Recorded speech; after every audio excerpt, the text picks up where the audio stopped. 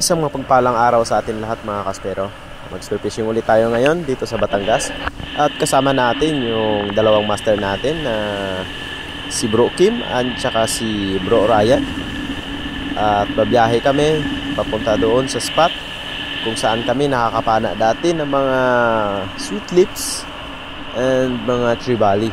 So sana sa pagbisita natin dito sa spot meron tayong mahuli mga kaspera. Let's go!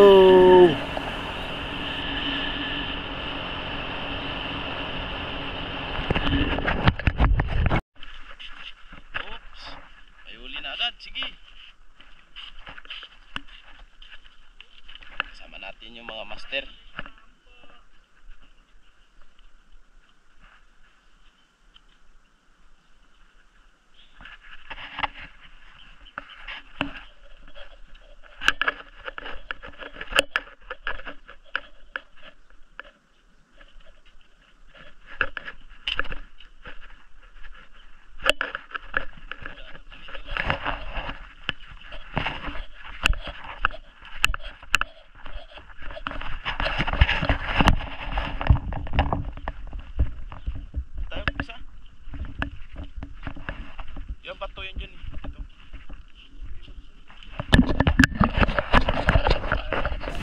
Gamit nating pana mga kaspero itong demultiplied natin na inverter ruler na gawa ni Bro Bem, yung Orosab. Napakaswabe pa rin gamitin mga kaspero. And shout out sa kay Sir Jeff Fred, and then kay Sir Abraham, and sa maker ng ating spear gun, ayan si Bro Bem. Maraming salamat sa mga tulong nyo. Napakalaking bagay ito sa akin mga kaspero. At unang drop natin, nag-ambush tayo. Meron agad na lumapit na isang brassy trevally. Ngunit hindi natin pinana yun, gawa ng medyo maliit pa. At malaki yung pana natin, kaya hayaan muna natin na lumaki yun. Kasi minsan lumalaki rin yung mga brassy trevally. Umaabot yan ng 6 to 7 kilos. Kaya pag lumaki ka, babalikan kita. Kaya back to the surface na tayo at langoy tayo sa unahan para doon tayo mag-hunt ulit at mag-ambush.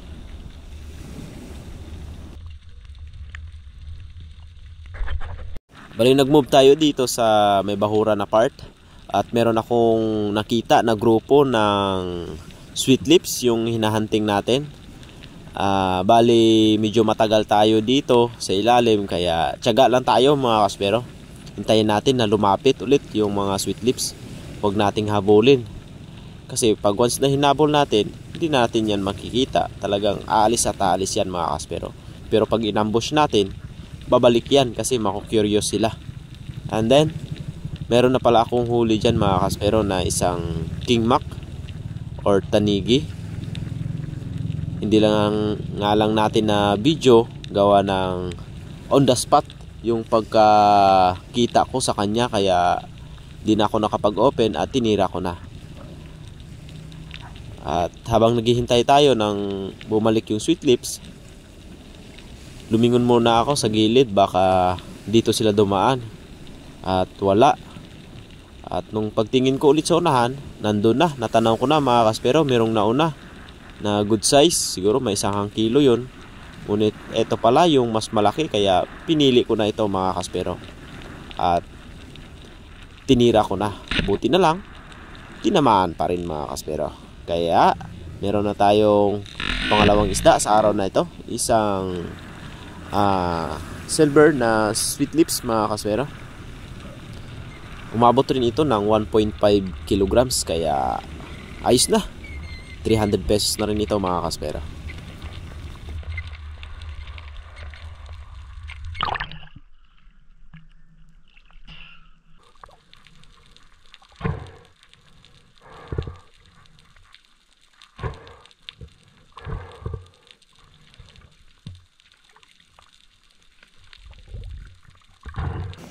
Nasa taas pa lang ako, meron agad akong nakita na isang sweet lips na naman at malaki ito. Kaya dahan-dahan na akong bumaba. Hindi ko tinitingnan yung isda mga kaspero. Focus ako sa ilalim.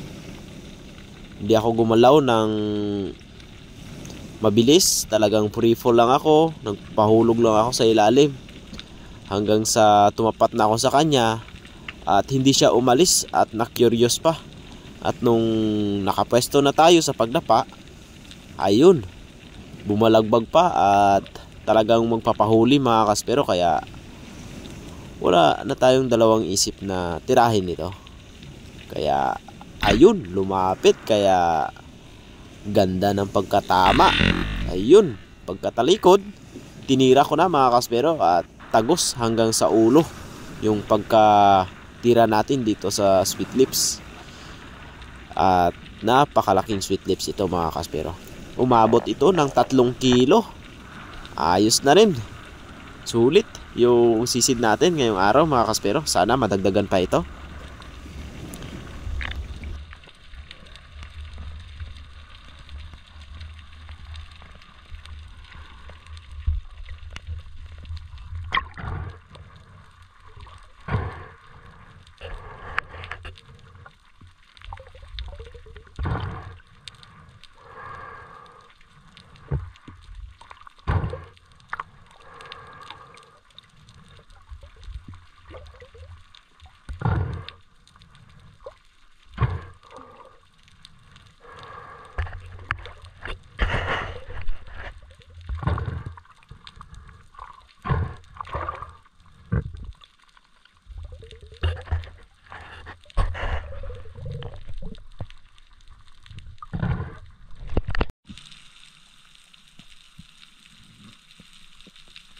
Next drop natin dito sa medyo malalim na part. Medyo mabot na tayo dito sa 18 meters. Ayan. Sa mga spero natin na sumisisid, dobling ingat po tayo. Ito hindi naman to gaano kalalim, pero bilang isang spero, sulit na to. Dahil pag ganitong kalalim, meron na tayong mahuhuli dito. Kaya tiyagaan lang talaga at timing sa galaw ng tubig para makahuli tayo ng mga pelagic. At eto, sialisan yung mga bait at meron palang dalawang GT o Giant Trevally, kaya pinili ko yung mas malaki. Nandyan na sa harap natin yung isa, ngunit ito yung nakusundahan ko, kaya eto yung pinana ko mga kaspero. Ayun, usok. Ang ganda ng pagkatama dito sa Giant Trevally. At ito na yung pang-apat nating isda mga kaspero. Sulit na sulit yung dive natin. Ang gaganda ng mga huli natin mga kaspero, halos first class.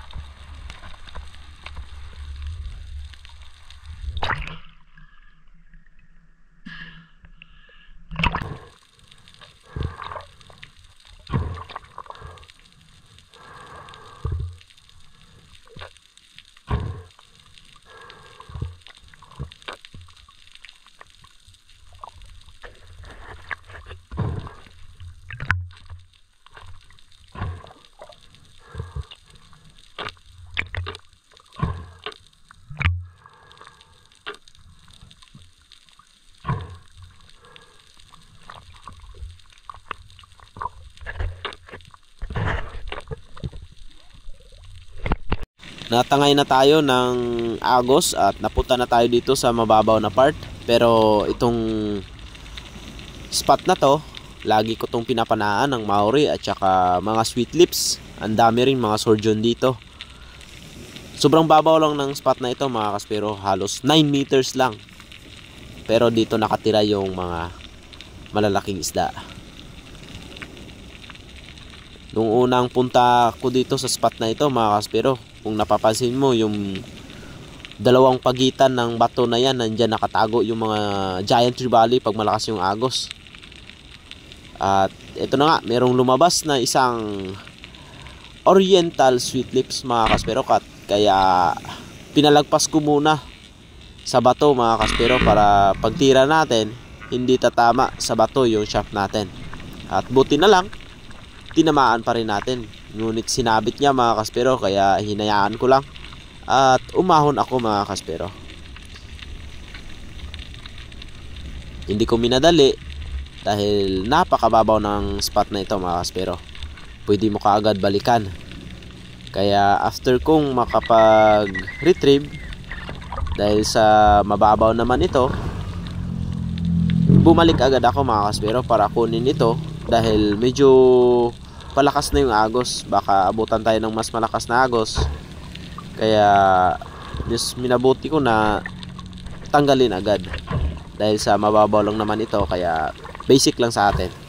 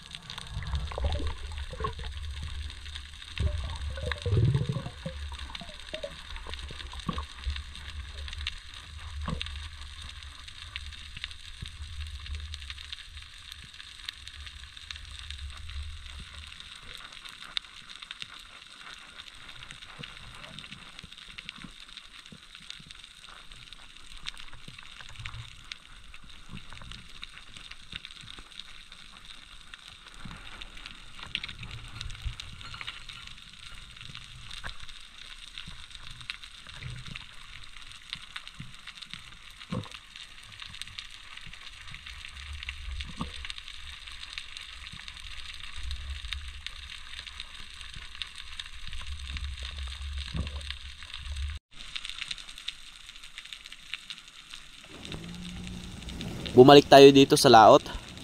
At etong pwesto na to, dito rin ako nakakapana ng mga giant trevally at saka great barracuda.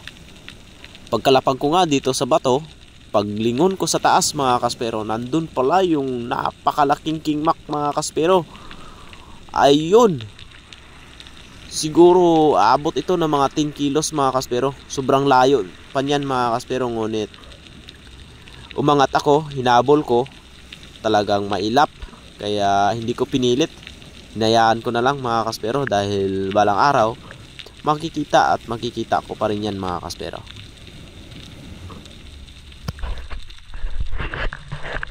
Hapon na at ito na yung last drop ko. Pagbaba ko dito, may nakita akong great barracuda.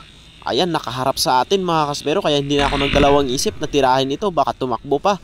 Kaya ayun, sa pool, sa pisngi. At hindi ko na binigyan ito ng line mga kaspero. Gawa ng sobrang lakas ng agos, baka ipulupot niya sa bato at mahirapan tayong kunin. Kaya pinigilan ko yung line natin. Dahil sa mababaw din itong spot na to. Umabot lang ito ng 12 meters. At pag malakas talaga yung agos, talagang nandito lang yung mga pelagic nagpapadisplay. Kaya binabalik-balikan ko talaga itong spot na ito mga kaspero. Dahil dati, nakailang giant trevally na akong pinapana dito at saka yung mga great barracuda. Kaya sulit yung dive natin ngayong araw. At nakadali pa tayo ng isang malaking great barracuda na umabot ng 8.5 kilos mga kaspero. Hindi ko kaagad mahila ng diretso mga kaspero, gawa ng sa pisngi yung tama. Pag hinihila natin, kumaharap sa atin. So for the safety, dinadahan-dahan ko lang mga kaspero. Ayan, kung napapansin nyo, nakabuka yung bibig. Pag tumakbo yan, sure ball na tatama sa atin. Sobrang talas pa naman ng ngipin yan mga kaspero. At ayun, nahawakan ko sa buntot, ngunit madulas. Ayan, kumpiyansa talaga, dapat alerto tayo pag ganitong isda mga kaspero. Ayun, buti na lang nahawakan na natin, kaya wala nang kawala to, huli na mga kaspero. At ito na yung last fish natin ngayong araw. Sulit yung mga huli natin mga kaspero, ang gaganda.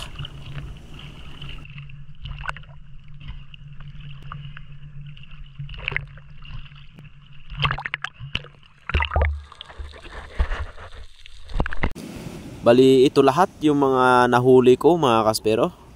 At hanggang dito lang yung video natin. Maraming salamat sa walang sawang pagsuporta. Shoutout po sa inyong lahat. God bless you all.